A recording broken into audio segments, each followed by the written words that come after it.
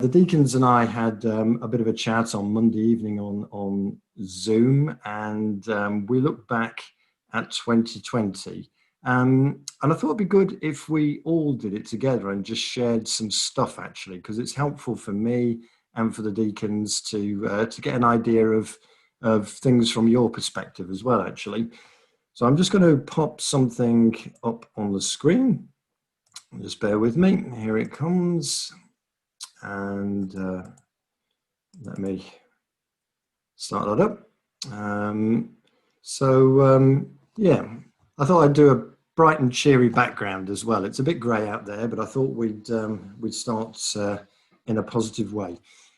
What I'd like us to do is just have a little think about 2020, because a lot of people are saying, oh, it's the year we want to forget. It'll go down in history as the worst year ever and all that kind of thing and all that language out there. But in terms of church, I guess the question I want to ask us to have a think about is, was it all bad? Was it all really that bad? Or were there some good things that we can pick out of 2020 in terms of church? So just thinking of the year that's gone by, and yes, it was pandemic, and yes, it was lockdown, and yes, we couldn't have Sunday gatherings for most of the year. We couldn't do church in the way that we've usually done it, traditionally done it, always done it. But was it all bad?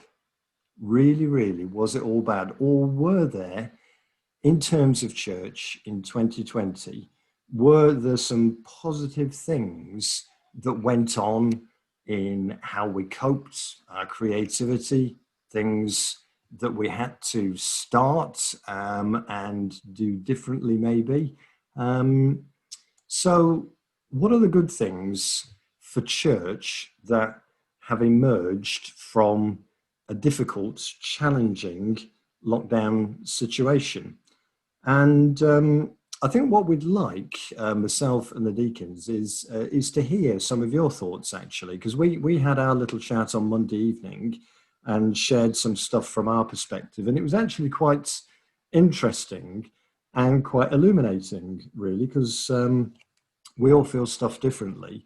And I'd like us as a group this evening, 20 odd of us, just to share some of the stuff that we see from 2020 that surprised us about church and encouraged us about church.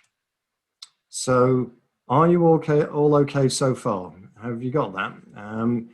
So I think what we're going to do is we're going to pop into breakout groups of around about 4 or 5 of us in a group, I think is probably about right, and just have a chat about church, what we did, what came out, and the good things. I know there's plenty of things that were missing and plenty of things that we could moan about, but what actually came out of 2020 in terms of church that has blessed us and encouraged us? And have a little chat about that in your small groups for 10 minutes or so.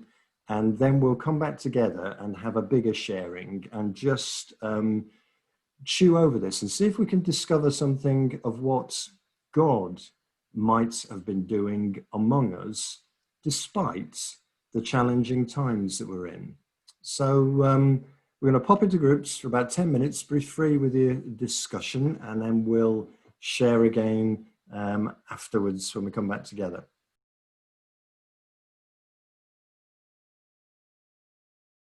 We covered a lot of this, I think, some thoughts. We talked about technology, talked about the prayer life of the church and how Breakout encourages a lot more mixing and sharing, that sense of community.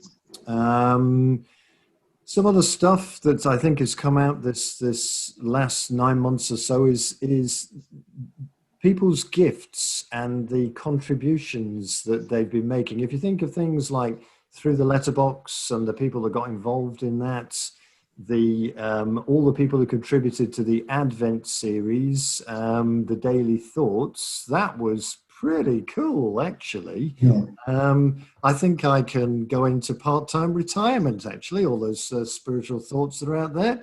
Watch out, folks. You'll be booked into the preaching rota, I think. But it's great, all that ability. And you never know, we might try and do a series through Lent and invite you to do a daily thought for Lent as well. So there we go. Get thinking. that's Things fun. like the people getting involved in giving the goodie bags, the gift bags out to First Little Steps and Who Let the Dads Out.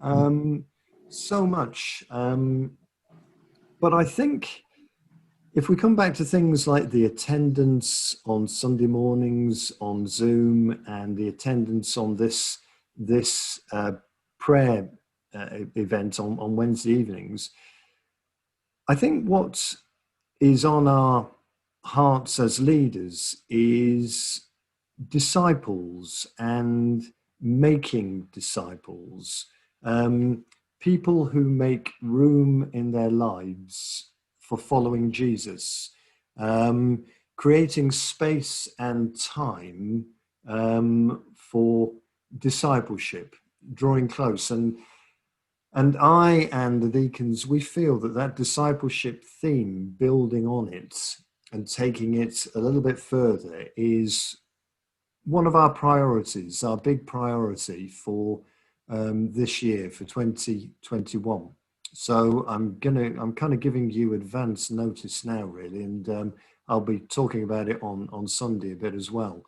And a verse that touches on this discipleship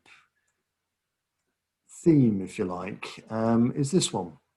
Well, it's two verses, actually. It's the best bits, I suppose, from Hebrews 12, 1 and 2. Therefore, since we are surrounded by such a great cloud of witnesses, let us throw off everything that hinders and the sin that so easily entangles, and let us run with perseverance the race marked out for us, fixing our eyes on Jesus, the pioneer and perfecter of our faith, who for the joy that was set before him endured the cross, scorning its shame, and sitting down at the right hand of the throne of God. But I think we've thrown a few things off in 2020, and we've been able to run a little bit faster with God. That's how it kind of feels spiritually, and I think we can do a bit more of that in 2021. So that's the verse for the year. That's what's on my mind and on the deacon's mind as well. I think before we close, it would be good to pray. And there's a couple of folks out there in our fellowship who I think are hurting at the moment. So it would be good to pray for them.